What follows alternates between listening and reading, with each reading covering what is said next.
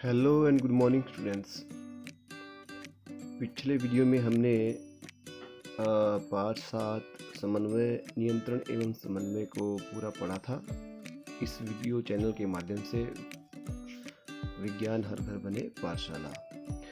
तो एक बार पुनः आपका स्वागत है ऑनलाइन लर्निंग में। आज की इस वीडियो में हम पार्ट 7 कंट्रोल एंड कोऑर्डिनेशन यानी नियंत्रण एवं समन्वय के अभ्यास के प्रश्न उत्तर करेंगे और इस चैप्टर के सभी प्रश्नों को समझेंगे। तो चलिए शुरू करते हैं। पहला प्रश्न है, निम्नलिखित में से कौन सा पादप हार्मोन है। अब जब मैंने आपको ये चैप्टर पढ़ाया था तो पादप हार्मोन बताए थे मैंने आपको 5, ठीक है। तो उनमें से आप देख लीजिए कौन सा हार्मोन पादप हार्मोन है। इंसुलिन नहीं, ये ह्यूमन हार्मोन है। थायरोक्सिन ये भी ह्यूमन हार्मोन है। एस्ट्रोजन ये भी ह्यूमन हार्मोन है। तो साइटोकाइनिन ये एक पादप हार्मोन है, जिसका उत्तर होगा डी, साइटोकाइनिन। चलिए प्रश्न नंबर 2 पे, दो तंत्रिका कोशिका के मध्य खाली स्थान को क्या कहते हैं। जब दो तंत्रिका कोशिका के मध्य जो स्थान होता है उसको खाली स्थान को क्या कहा जाता है। द्रुमिका नहीं, एक्सॉन नहीं, आवेश नहीं, उसको कहा जाता है सिनेप्टिक दरार। जो सिनेप्टिक दरार होती है, जब आपका सिनेप्स बनता है तो दो कोशिकाओं के मध्य के बीच वो स्पेस होता है, ठीक है।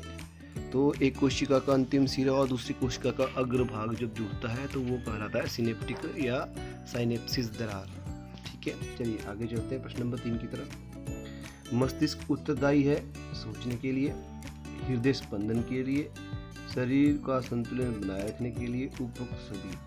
तो इसमें सभी जो कार्य हैं वो मस्तिष्क की रिस्पॉन्सिबिलिटी होती है, तो इसका आंसर होगा डी, ठीक है। चलिए आगे बढ़ते हैं। प्रश्न नंबर 4, हमारे शरीर में ग्राही का क्या अर्थ होता है। ग्राही का मतलब रिसेप्टर्स, जिनके द्वारा हम कोई भी सूचना, जो प्रतिवर्ती क्रिया होती है हमारी, वो ग्राही के द्वारा ही रिसीव होती है। तो किसी भी कोई भी आपने कोई चीज़ बाहर से रिसीव करनी है, उसके जवाब देते हैं आप, हमारी बॉडी जो रिएक्शन करती है वो ग्राही होती है। ग्राही मतलब रिसेप्टर्स। तो ऐसी स्थिति पर विचार कीजिए जहां ग्राही उचित प्रकार से कार्य नहीं कर रहे हो और क्या समस्या उत्पन्न हो सकती है। अब आप बताएं। सपोज आपकी कोई ग्राही जो है, जैसे मैंने कहा ग्राही बताई थी आपकी 5 प्रकार की। फोटो रिसेप्टर यानी लाइट ग्राही जो होती है, आपकी फोटोग्राही, उसके बाद आपकी होती है फोनोग्राही यानी आपकी सुनने वाली क्षमता, उसके बाद होती है आपकी सूंघने वाली क्षमता, उसके बाद होती है आपकी गस्टेटरी यानी त्वचा वाली। तो ये ग्राही अगर काम ना करे तो क्या होगा। तो अगर ये ग्राही काम ना करे, उदाहरण के लिए अगर हमारी त्वचा जो काम ना करे, जो सेंसरी ऑर्गन है हमारा, जो हम गस्टेटरी, जो हम त्वचा को जो टच करके किसी से पता लगाते हैं कि ये गर्म है ठंडा है, तो अगर ये काम ना करे तो हमारी उंगली जो है अगर जल रही है तो वो पूरी तरह जल जाएगी, हमें पता ही नहीं चलेगा कि वो जल रही है, ठीक है। तो इस तरह से हमारी बॉडी को नुकसान हो सकता है। यानी ग्राही वे अंग होते हैं जो बाह्य पर्यावरण से सूचना इकट्ठा करते हैं, ठीक है। यदि ग्राही उचित प्रकार से कार्य नहीं कर रहा हो तो सूचना मस्तिष्क में उचित प्रकार से नहीं पहुंचेगी। इससे क्या होगा, जो अंग प्रभावित है उसकी सुरक्षा नहीं हो पाएगी, ठीक है। जो अंग प्रभावित है या जीव प्रभावित है उसकी सुरक्षा नहीं हो पाएगी और वो नष्ट हो जाएगा। चलिए आगे चलते हैं प्रश्न नंबर 5 की तरफ। अब जब मैंने आपको चैप्टर पढ़ाया था तो मैंने बताया था कि ये प्रश्न हमेशा आता है, एक तंत्रिका कोशिका या न्यूरॉन की संरचना बनाइए तथा इसके कार्य का वर्णन कीजिए। तो इसका जो संरचना बनानी है वो मैंने आपको पहले भी बताई है, फिर भी एक बार चित्र की शक्ल से देख लीजिए। इस तरह से आप बनाओगे जैसा चित्र में दिखाया गया है। ये आपका एक तंत्रिका कोशिका है, ठीक है। तो आप इस तरह से इसको बनाओगे। अब इसमें देख लीजिए, ये जो सबसे बाहर वाली जो है ये कहलाती हैं आपकी द्रुमिकाएं। ये द्रुमिकाएं हैं, ठीक है। और या इसको इंग्लिश में बोलते हैं डेंड्राइट्स। और ये जो है इसका नीचे वाला हिस्सा ये होता है डेंड्रॉन, ठीक है। ये आपका डेंड्राइट्स होते हैं, डेंड्राइट्स। और ये डेंड्रॉन, ठीक है। और ये आपका केंद्रक है। इसके बाद ये जो बॉडी है, ये बॉडी को बोला जाता है कोशिका है। बाहर की बॉडी होती है कोशिका है, ठीक है। और ये जो हिस्सा है ये एक्सोन कहलाता है, एक्सोन। और एक्सोन के बीच में जो ये बने हैं आपके पोर्शन, इन दोनों के बीच में हो जाता है आपका तंत्रिकाक्ष। क्या कहता है इसको? तंत्रिकाक्ष। और ये जो लास्ट वाला हिस्सा है ये होता है तंत्रिका का अंतिम सिरा। फिर यहाँ से अगली तंत्रिका, यहाँ से आपकी ये जो हिस्सा है ना ये, तो ये तंत्रिका जुड़ जाती है, यानी ये जो अंतिम हिस्सा है इसके साथ अगली कोशिका का ये हिस्सा जुड़ता है इस तरह से, ठीक है। तो क्या बनती है, एक चैनल बना देती है ये तंत्रिका कोशिका का, ये इस तरह से ये एक हिस्सा इस तरह से जुड़ जाता है और फर्दर कोशिका इस तरह से होती है।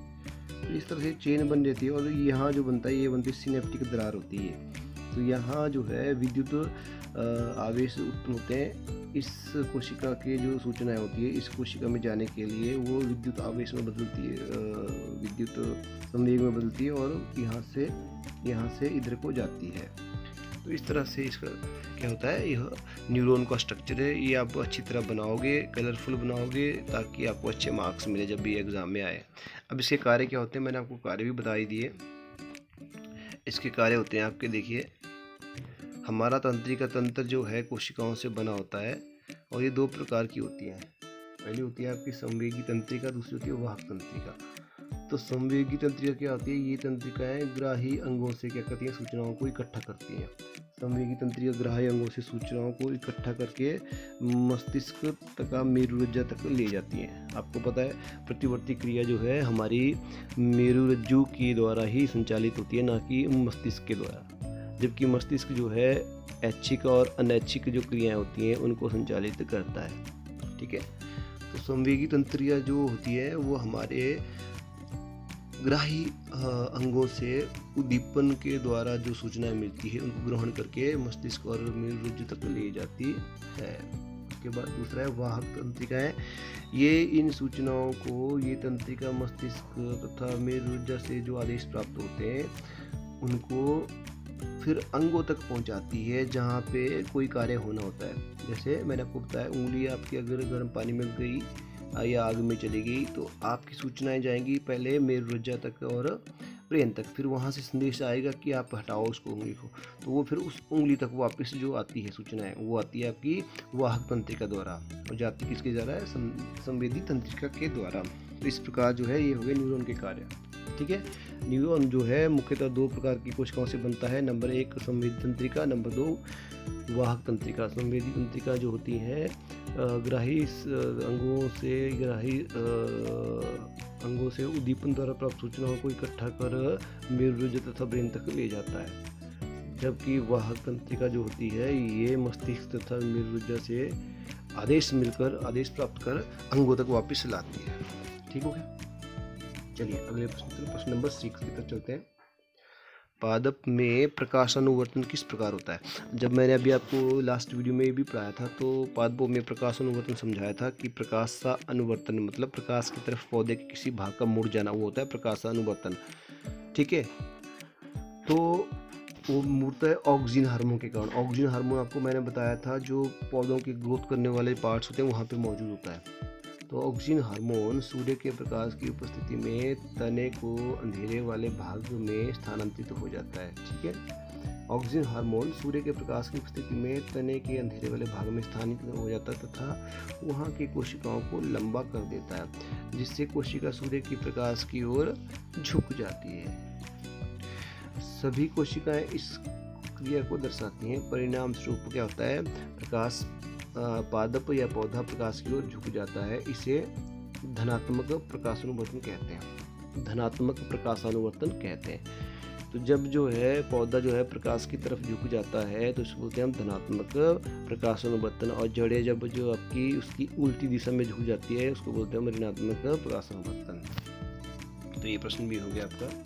चलिए अगला प्रश्न की तरफ, प्रश्न नंबर 7। मेरुरज्जु आघात में किन किन संकेतों के आने में व्यवधान होता है। अगर सपोज हमारी रीढ़ की हड्डी में कोई आघात हो जाए, कोई चोट लग जाए, तो हमारे शरीर से, हमारे ग्राही अंगों से कौन कौन से जो संदेश होते हैं उनके या संकेतों को आने में क्या होता है, रुकावट होती है। तो जो प्रतिवर्ती क्रिया होती है, मैंने को पहले बताया है, जो हमारी मेरुरज्जा होती है वो करती है कंट्रोल प्रतिवर्ती क्रियाओं को। तो प्रतिवर्ती क्रियाओं को करने में फिर व्यवधान उत्पन्न होगा मेरुरज्जा के आघात से। ठीक हुआ। अगले प्रश्न की तरफ बढ़ते हैं। प्रश्न नंबर 8, पादप में रासायनिक समन्वय किस प्रकार होता है? Chemical coordination. In which manner plant shows chemical coordination. पादप में रासायनिक समन्वय किस प्रकार होता है?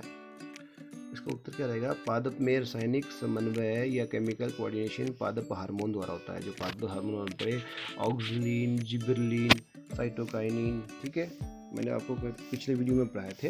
तो उन हार्मोन के द्वारा पादपों में रासायनिक समन्वय होता है। पादप कोशिकाओं द्वारा विभिन्न प्रकार के हार्मोन उत्पन्न होते हैं। ये हार्मोन जो है विसरण द्वारा स्थायी कोशिकाओं में विस्तृत हो जाते हैं। पौधों में कोशिकाओं की लंबाई, कोशिका विभाजन, पुष्पकलिकाओं का खिलना, फलों का पकना आदि जो कार्य होते हैं वह इन रासायनिक या इन पादप हार्मोनों द्वारा होते हैं। ठीक है, तो इस प्रकार जो है पौधों में पादप में रासायनिक समन्वय होता है।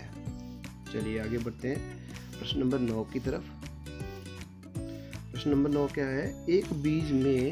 एक जीव में नियंत्रण एवं समन्वय के तंत्र की व्याख्या कीजिए। अब एक जीव जो है, कोई जीव है जिसमें नियंत्रण समन्वय होता है, तो उसके नियंत्रण एवं समन्वय की हमने क्या करनी है? व्याख्या करनी है। तो बहुकोशिकीय जीवों में कार्य सभी कोशिकाओं द्वारा किए जाते हैं, ये आपको पता है। मल्टी सेलुलर जो ऑर्गेनिज्म होते हैं उनमें जो कार्य होते हैं वो ऑलमोस्ट एवरी सेल्स के द्वारा किए जाते हैं। इन कोशिकाओं को नियंत्रित करने के लिए क्या होती है? बहुत आवश्यकता होती है नियंत्रित करने के लिए, और ये नियंत्रित होती है हमारे माइंड के द्वारा, यानी हमारे ब्रेन के द्वारा और मेरुरज्जा के द्वारा। जीवों में तंत्रिका तंत्र यानी हमारा नर्वस सिस्टम होता है। तो नर्वस सिस्टम होता है वो दो तरह से होता है। हमारा सेंट्रल नर्वस सिस्टम यानी केंद्रीय तंत्रिका तंत्र, दूसरा होता है हमारा पेरिफेरल नर्वस सिस्टम। तो ये दोनों सिस्टम जो होते हैं, ये तंत्र जो होते हैं, वो हमारे नियंत्रण एवं समन्वय कार्य करते हैं। तो जीवों में तंत्रिका तंत्र नियंत्रण एवं समन्वय का कार्य करता है। तंत्रिका तंत्र यानी आपका नर्वस सिस्टम। अगर जीवों में समन्वय तंत्र नहीं होगा तो ये सभी कोशिकाएं स्वतंत्र रूप से कार्य नहीं करेगी और हमें इच्छित परिणाम नहीं मिलेगा।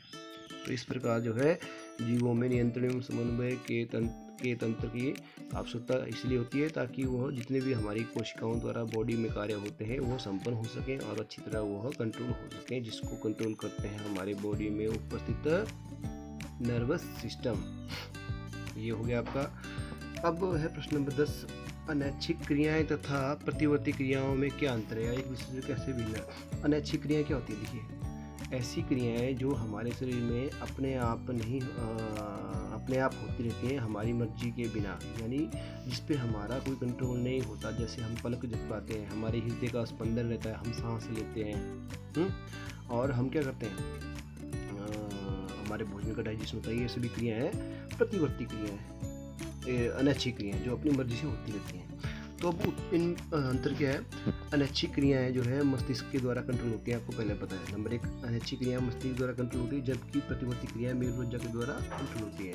नंबर 2, अनैच्छिक क्रियाएं इनमें सोचने की आवश्यकता होती है, क्योंकि जब ये मस्तिष्क द्वारा कंट्रोल होती है तो इनमें सोचने की आवश्यकता होती है, जबकि प्रतिवर्ती क्रियाएं में सोचने की आवश्यकता बिल्कुल नहीं होती, अपने आप स्वतः हो जाती हैं। अनैच्छिक क्रियाओं को पूरा करने में अपेक्षाकृत अधिक समय लगता है, क्योंकि पहले हमारा मस्तिष्क इनको समझेगा, उसके अनुसार ही कार्य करने का या उसके अनुसार ही इसको रिस्पॉन्स देने का